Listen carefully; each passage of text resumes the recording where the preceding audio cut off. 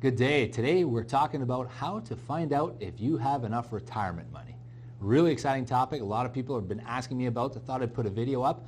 I'm Rob Tatro from robtatro.com, head of the Tatro Wealth Advisor Group here at Canaccord Genuity. Brings me great joy to talk about this because this is something that I think is important and is not discussed enough. So if you like the video, you should take a second and subscribe. I mean, we put out some good material, some good content.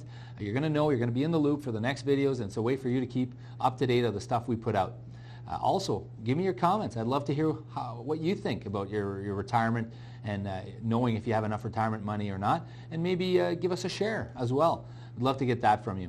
So your retirement money. First of all, the first thing I would suggest definitely is to make sure you plan ahead and you start early. That is the most important thing, because it's one thing to, you're 65 and you're retiring in 2 months and for you to have a retirement plan, but it's a whole other ballgame to start thinking about this when you're 35, 40, 45, 50.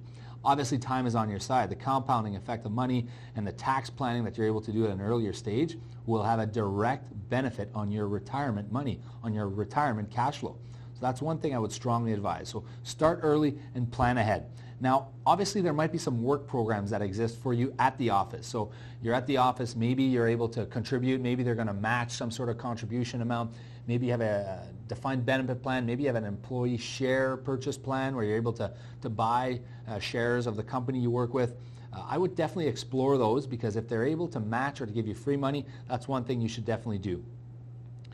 Aside from making sure you have the perfect financial plan, you want to work on a retirement budget.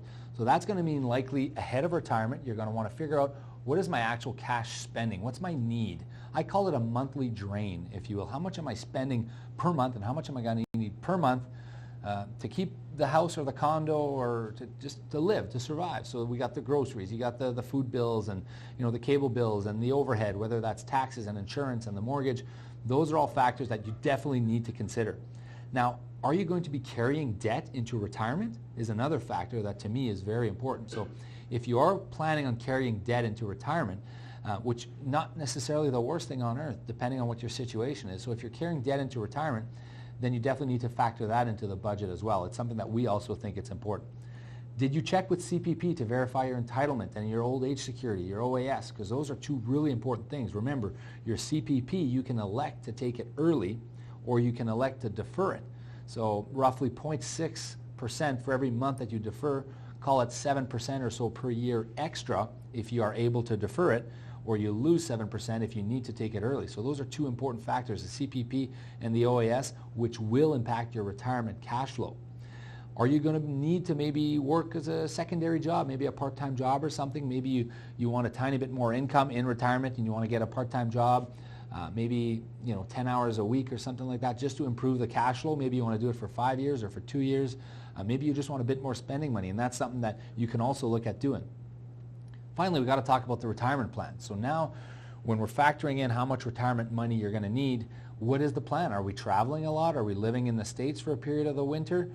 Are we going to be spending some large chunks of sum on some grandchildren's education?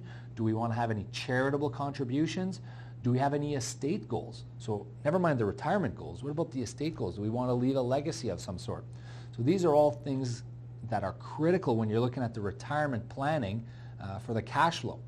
So you're taking a look at your plan, you're taking a look at your CPP options, your OAS options, you took a look at work to see what happens there, you're taking a look at how much your budget is, you're taking a look at your budget, where your cash flow is drawing, and then you got to plan for what we call the go-go years. So finally some slow-go years and maybe some no-go years. So the old myth where you're going to spend 70% of your money at retirement may not be true for you.